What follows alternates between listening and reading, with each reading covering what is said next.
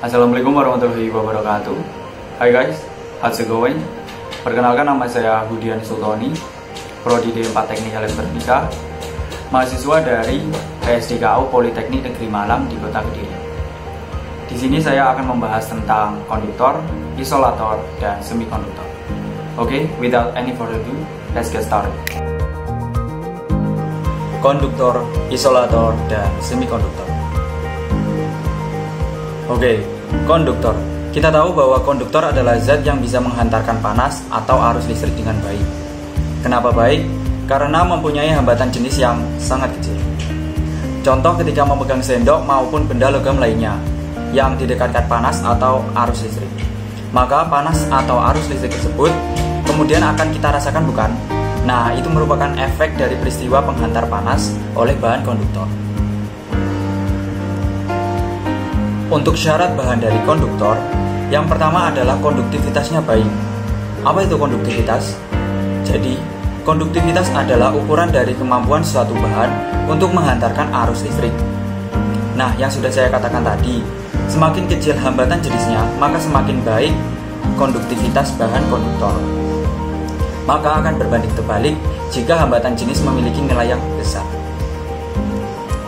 Syarat yang kedua adalah bahan mekanisme yang tinggi.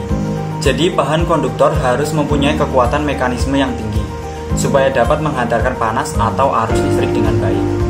Nah, ketika bahan konduktor didekatkan dengan sumber panas atau listrik, maka akan terjadi vibrasi. Maka melalui vibrasi, panas atau arus listrik akan mengalir dari ujung ke ujung bahan konduktor. Yang ketiga, koefisien muai yang kecil. Jadi, konduktor tidak akan mudah berubah bentuk, ukuran, atau volume akibat pengaruh dari perubahan temperatur. Yang keempat, ada daya termoelektrik yang berbeda antar bahan. Dalam rangkaian listrik, arus selalu memiliki perubahan daya termoelektrik. Akibat adanya perubahan temperatur, titik temperatur berkaitan dengan jenis bahan logam yang digunakan sebagai konduktor. Hal ini sangat penting untuk mengetahui efek yang ditimbulkan ketika dua jenis logam berbeda dipasang dalam satu titik kotak. Dalam kondisi temperatur yang berbeda, maka akan mempunyai hasil konduktivitas yang berbeda. Yang kelima, ada modulus elastisitas cukup besar. Dengan modulus elastisitas tinggi, maka bahan konduktor tidak akan rentan mengalami kerusakan akibat tegangan tinggi.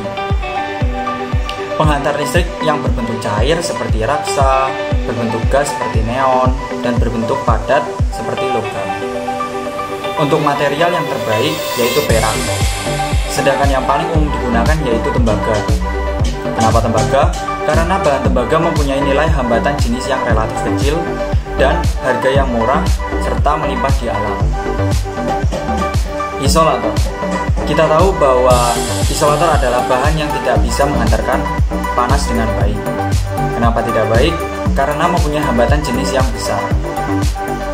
Untuk macam-macam bahan isolator yaitu yang pertama mulai dari gelas, plastik, keramik, karet, kayu, wol, kain, gabus, kertas.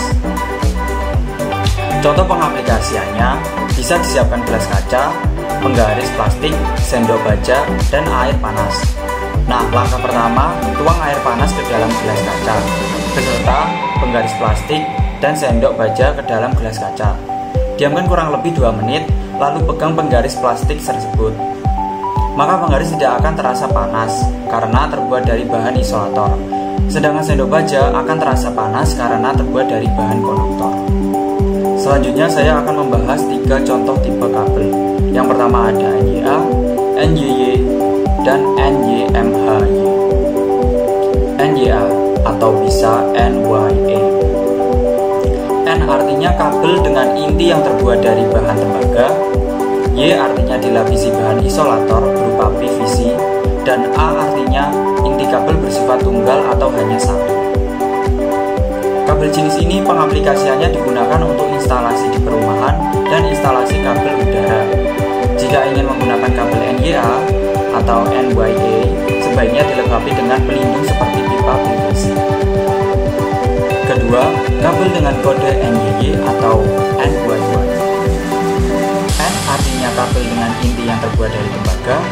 Y artinya dilapisi bahan isolator berupa PVC, dan Y artinya isolasi luar menggunakan PVC juga.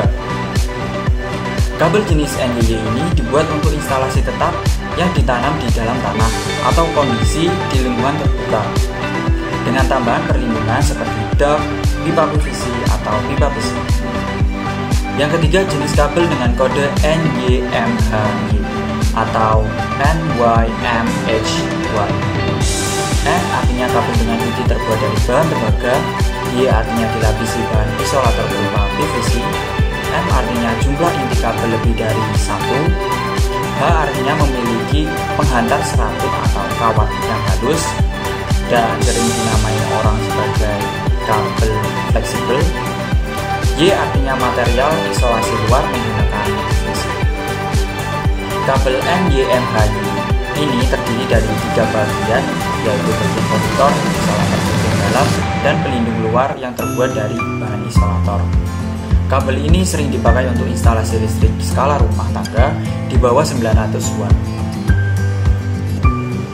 Standar warna kabel AC dan DC.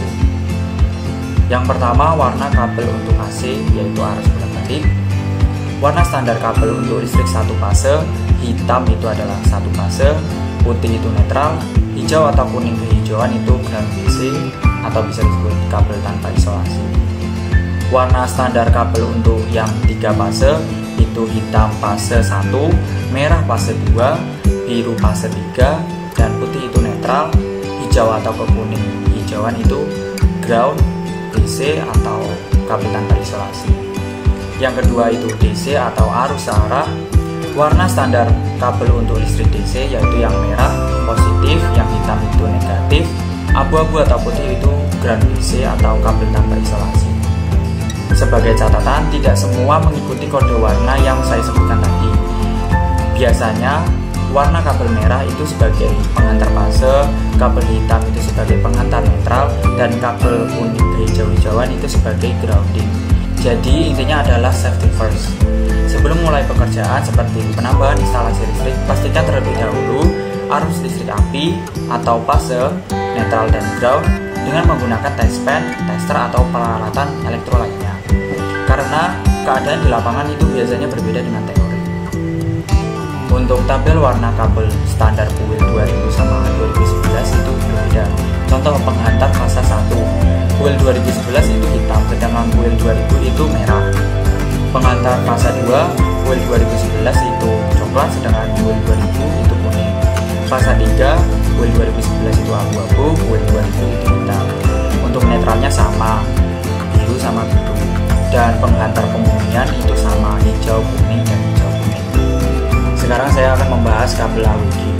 Nah, fungsi kabel AWG adalah pastinya berfungsi sebagai penghantar arus listrik. Jadi, semakin besar power yang digunakan, maka ukuran kabel AWG yang dipakai pun akan semakin besar. Sebaliknya, jika power yang digunakan kecil, maka akan menggunakan ukuran kabel AWG yang kecil. Nah, sekarang saya akan memberitahu bagaimana pembacaan tabel AWG. Mudah kok. Yang pertama, contoh AWG pertama memiliki luas penampang 42,4 mm persegi. Resistansinya yaitu 0,4. Untuk max ampernya itu 119. Dan untuk max frekuensi itu adalah 325 Hz. Untuk contoh yang kedua, misal kita mengambil AWG ketiga. Untuk luas penampangnya yaitu 26,7 mm persegi. Resistansinya yaitu 0,64. Untuk max ampernya itu 75 dan max frekuensi itu 500 Hz.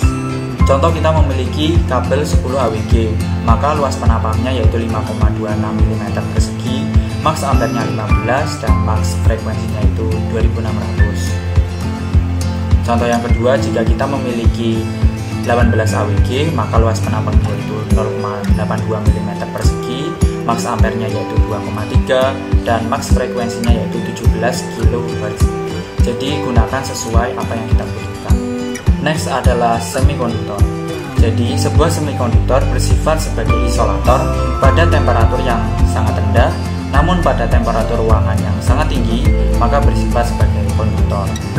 Bahan semikonduktor yang sering digunakan adalah silikon, germanium, dan gallium arsenide.